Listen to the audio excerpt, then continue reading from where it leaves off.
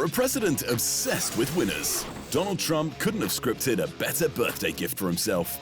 The small-town American hero Justin Gaethje pulled off the upset at UFC Freedom 250, toppling the reigning champion Ilia Topuria to finally capture the undisputed lightweight crown. Yeah, it was incredible. I mean, coming from such a small town, I can't tell you how blessed I am to have made it this far, to have represented my small town, you know, as well as I have, and then now I get to represent my country as a whole, and I think I did a pretty good job tonight. The entire event felt like a fever dream concocted by a dementia-addled brain. And maybe it was. Originally announced as a July 4th celebration to mark 250 years of independence, it somehow found its way to the weekend of Donald Trump's 80th birthday. The octagon shone beneath a towering maze of lights, speakers, stars and stripes, known simply as the Claw. Built in Europe, of course. And just across the road, on the Ellipse, fans packed into what became the largest UFC watch party ever staged. Pulling it all off reportedly cost around $60 million and consumed countless hours of manpower, yet somehow they did it. Given the scale of the operation, it's simply remarkable that the night unfolded without disaster, particularly when a storm front threatened to crash the party at the 11th hour. This is crazy, but the storm literally went like this and split and went around the White House.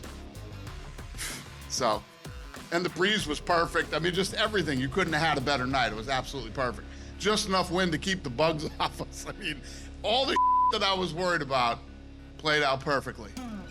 There was, however, one awkward wrinkle to this grand celebration of freedom. UFC middleweight champion Sean Strickland was escorted from the Ellipse fan event by police officers for speaking his mind about the president's foreign policies and what he described as his wealthy pedophile friends. Clearly, the US freedom of speech comes with terms and conditions.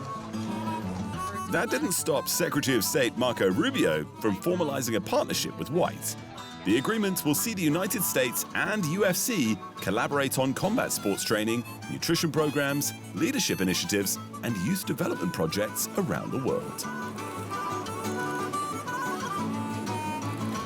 It will be an American company and an American brand that's bringing this sport, even though it may be their fighters, bringing this sport to those places, and that is the definition of American soft diplomatic power.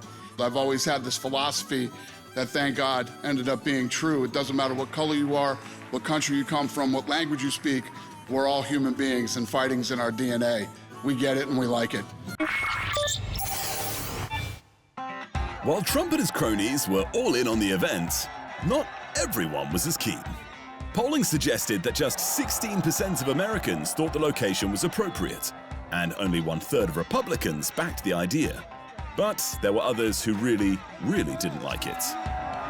The FBI said it disrupted a potential threat targeting the White House UFC event, with 5 people taken into custody and another 23 identified as alleged conspirators.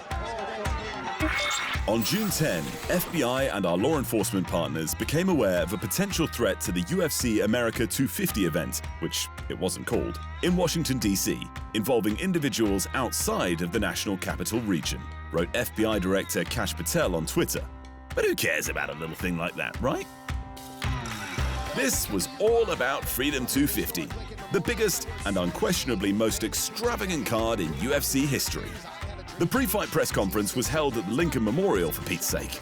Let's assume that slavery-ending Abe would have enjoyed what was repeatedly referred to in the US courts as human cockfighting. We're at the Lincoln Memorial for our press conference, and wow, what a spectacle. It's crazy. This is the first time I've ever actually seen the Lincoln Memorial, so it's really amazing. And then the view that way is even more amazing. So yeah, this whole thing is crazy.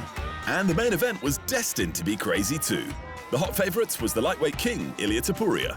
Undefeated, dominant across 2 divisions, and he wasn't thrilled about Gaethje mentioning his ex-wife. Standing opposite him was the American, who had already fallen short in 2 title fights, but the only losses on his record came against current or former champions. There's no doubt this guy is one of the best in the world. He's number 2 on the pound-for-pound list, but I have fought the best of the best. I have so much experience in the cage, and I'm gonna use that experience to be great. All I gotta do is go in there, be perfect. I trust in my abilities, and fighting is crazy, and so I'm gonna go in there and put it on the line. That's all I can do. He can try. He can try. I know that I'm the best in the world. He's gonna have the octagon in 2 more days. We are gonna share the same place, and he can prove me wrong. I feel that I'm the best. If you think that I'm not, just prove me wrong if you can. But I have my doubts. I know that I'm gonna take his lots out in the first round. This is all I know. Even the weigh-ins on the ellipse were nothing short of a patriotic blockbuster. Fireworks exploded overhead as thousands flooded in to watch the fighters hit the scales. Both headliners made weight, but it was Gaethje who enjoyed the clear home crowd advantage. I was absolutely made for this right here. I am blessed to be in this position that I am, and I will take his O from him tomorrow night. You watch. Topuria had plenty of support too, though. And why wouldn't he? His string of recent knockouts had turned him into one of the sport's biggest stars. And he was saying all the right things to win over the American audience. Joe, since I was a kid, I always heard this little called the American Dream. And I never really understood the meaning of that word. But tomorrow night, we are gonna live the American Dream. I'm gonna get another victory, 18-0. I'm gonna get that victory with fashion. See you tomorrow night, guys. Let's go. Then, finally, it was time for fight night. Normally, the spotlight rightfully belongs to the fighters. Not this night, though. Not when the President of the United States is in attendance, and not when he controls the United States Air Force. Eventually, the athletes got their turn. After Gaethje finished reading the Constitution on the wall of the Oval Office, yes, really, he made his way down to the cage. Topuria followed shortly after, and the fight delivered beyond even the highest expectations. Gaethje landed thunderous punches throughout the opening rounds, but Topuria outclassed him with takedowns, submission threats, and brutal bodywork. But nothing could keep Gaethje down. I mean, he's very good. I mean, my liver still hurts right now.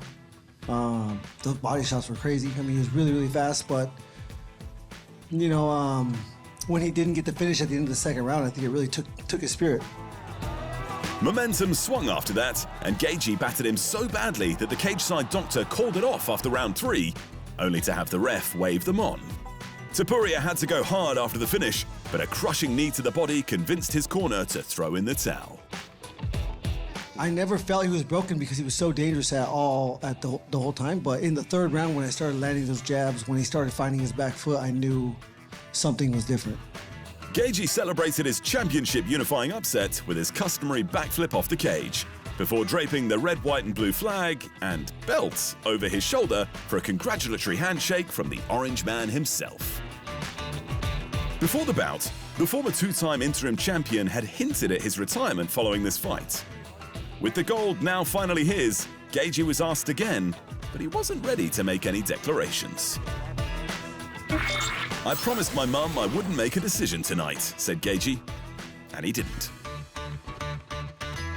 There was another shock result in the co-main, where Ciryl Gane demolished Alex Pereira to end his bid to become the first 3-division champion in UFC history. The newly crowned two-time interim heavyweight champion immediately turned his attention towards a rematch with Tom Aspinall. Before fight night, Pereira dominated the conversation. In only 16 professional MMA bouts, he captured a middleweight title and 2 light heavyweight titles, and he was chasing history again. A belt in a 3rd division would have solidified his status as the undisputed GOAT, and he was the favorite. That hype made Gane's performance even more impressive, even though the Frenchman was a former interim champ whose only 2 defeats had come in heavyweight title fights. The first round was tactical and competitive, but neither fighter did any serious damage. The second round was a different story, with Gane flooring Pereira before unleashing a savage assault that went on for a little longer than it needed to. Next, everybody knows already, Tom Aspinall said the new interim champ of what he wants. Let's do that in Paris in September.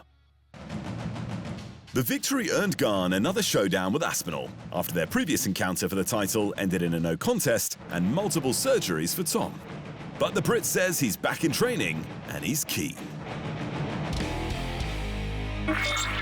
Paris in September, eh? I'll do that, said Aspinall on Instagram. I'll do that. Let me know. I don't mind. I'll go to Paris. Ciryl Gane in Paris. Let's go. As if the event wasn't already overflowing with excess, alongside the usual $100,000 post-fight bonuses, performance winners received an extra $125K from World Liberty Financial and $200K in crypto from Crypto.com. Fight of the Night recipients also pocketed an additional $300K in crypto. This was all excellent news for Justin Gaethje, who claimed a performance bonus and a Fight of the Night bonus for an eye-watering $825,000 kicker. And who's going to argue with that? I mean, it was Fight of the Night, but, Fight of the Year, Fight of the whatever, it's one of the greatest fights you'll ever see. It was incredible. And especially when you got a guy, I don't know where it ended up, but 6, 7, 8 to 1 underdog, and then comes in and does what he did tonight. And then Ilia, I mean, the body shots that Ilia hit Gaethje with in that round, and then Gaethje gets through it. Gaethje's about to get into, an armbar. He almost got into a triangle. I mean, you saw everything in that fight. Topuria also collected $400K for Fight of the Night, while Gane pocketed the other $425 for his performance bonus. But the cash didn't stop flowing there. Additional $25,000 finishing bonuses went to Sean O'Malley and Josh Hokett for their stoppage victories. Also cashing in were Mauricio Hufi, Bo Nickel, and Diego Lopez for their finishes, making Freedom 250 the first UFC event ever to award a bonus for every fight on the card. Plus, it was the first card in UFC history where every bout ended by knockout. Happy birthday, America.